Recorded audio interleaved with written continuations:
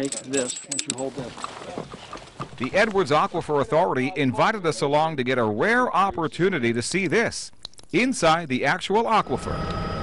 But there's a reason why the aquifer rarely gets visitors. There's only one way to get in, a straight vertical drop into here, the Seco sinkhole. First, it all starts with training.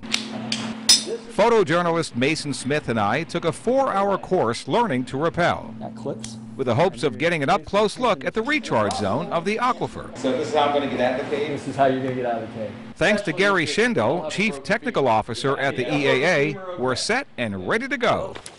Cavers from all around Texas were handpicked to help us with this expedition, chosen for their experience, their strength, and their understanding of caves. To get a better understanding of how the aquifer works, we head to the canal that funnels rainwater directly into the sinkhole. When we have very, very large rain events, what will happen is this creek will flood, water will back up behind this dam, and will shoot down that channel and into the Seco Creek. Built by the EAA in the early 80s, it was one of the last of the 4 recharge structures. You can see that we have a number of posts here, basically cow catchers or whatever, for large brush and trees and cows or whatever happens to come down the creek. The intent of this dam is to actually pull water up and basically divert some of that water down the channel to recharge the recharge zone. So the goals today, get our media, get everyone in and out of the cave safely. Because during heavy rainfalls, this is what the creek can look like. I've been out here when it did activate, and it's scary. What enters here goes directly into the recharge zone. This recharge feature puts in anywhere from 0 amount of water. 2011 and 2012, we recharged virtually no water into the system to as much as 18,000 acre-feet in a given year on a really, really wet year. This sinkhole can recharge up to 2,000 gallons per second. That would kill anybody caught inside. When the recharge dam activates, this thing will fill to the ceiling in about 10 minutes. Since it's dry now, the EAA is taking this opportunity to update their maps of the aquifer. What I'm trying to do is actually prepare a decent map. This is one of the few caves where you can actually get down and see the Edwards Aquifer. It takes a crew of people to capture this moment. As we rappel down, we are paired up with experienced cavers who not only help us, but also help carry our gear down, including this case, which has our $30,000 camera inside of it, dangling by a rope. Mason first, then it's my turn. And that's when my excitement turns into fear. Rappelling down for the first time in my life and praying that this one rope doesn't snap. Wow. Oh my gosh, this is amazing. I see sides of the sinkhole that are full of interconnected cavities carved out by water dissolving the limestone. These caves and conduits have been carved out by water for over 17 million years. I made it. We got one more to go? This one's in the dark. Don't let any more rope through. Get your feet down below you. Deeper we go into the sinkhole. And we think actually this is an old paleo spring. Really? This actually was formed by water ascending. The reason I think that is that if you look up into the ceiling of the cave, you'll see these big cupolas. So these things right here that are above us were probably not formed by descending water. They're probably formed by ascending water, water going up. Wow. And this probably came out, flowed out, and went into Seco Creek. Roughly 150 feet below the surface, we're now at the bottom of the recharge zone. Are you feeling maybe a little more difficult to breathe? Yeah. Okay, good. Caves often contain elevated levels of carbon dioxide.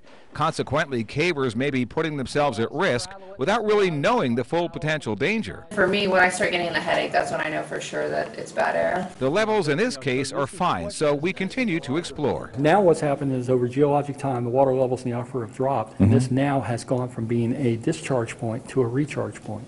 And so now it takes water and puts it into the aquifer. Water that's not as crystal clear as you would think. Rain flowing through these caves and caverns winds up here, pulling soil, tree limbs, twigs, grass, all kinds of stuff along the way. Eventually, this water will make its way into the deeper portion of the aquifer. It will move much slower, while the water itself will basically drop a lot of the sediment, a lot of the material, and that will give us the crystal clear water that we see from the deep portions of the aquifer. Some of the other magnificent things you can see in a cave like this, these beautiful stalactites, You can see what we call a strand line right here. What exactly is that? That's where water basically has entered the cave, and as it's recharging, it picks up some leaf debris and some organic material, sticks and dirt and that. And it basically was carried in the floodwaters where it was deposited basically in a horizontal area, and then as the water level dropped, it adhered to the formation. The Edwards Aquifer is one of the world's largest karst formations. The Edwards limestone is 450 to 500 feet thick in this area. It's a fine cave, and there's probably more here, especially up that way. One of the main reasons we're here is for map making. Now, cavers have been here and they mark where they've been and make their maps using these red ribbons called survey stations. So what they'll do is between survey stations, we'll put one here and we'll put another one down the passage. We'll run a tape across it so we know the distance between them. And then we'll use a compass and another instrument that shoots an angle. And then we use trigonometry and we can actually calculate how deep we are and how far we are into the cave. It takes a team of scientists and cavers to get this done. At the same time, we basically make a sketch map. And so we'll draw all the detail of the formation, any rock units, fractures, faults, anything else that we see that's unique. And then we use that to produce basically a cave map. And then what we're going to do is we'll come back in and we'll start mapping some of the geology to try and understand what are some of the controlling mechanisms for moving water out of the recharge zone into the south here. As water continually dissolves the limestone, new and larger passageways never touched by sunlight are formed. Lots of crawlways in this cave. I hope it doesn't start raining anytime soon, because if it does, I'm going to get flooded right into the aquifer. You want to go down. It's down. It's crawl. You were just there. It's down. Finally, the water we've been looking for. After crawling through very, very, very tight crawlways, spaces, we finally found the payoff. This is some of the most pristine water you'll see in the Edwards Aquifer right here. Now, we couldn't use our regular camera and our equipment because it was just such a tight fit. Those crawlways are just really tight. So we're shooting this off of our phone, but I hope you can see just how clear this water is just on the other side of the cave from where we were before. After 7 exhausting hours crawling around in this cave, it's time to ascend back up. I'll see you in about 150 feet. You are clear on 1 and 2. 10-4. For me, not as easy as it was rappelling down. You can put a hand on the ledge where your elbow is if you want to help push yourself up. You're a caver now. I really did it.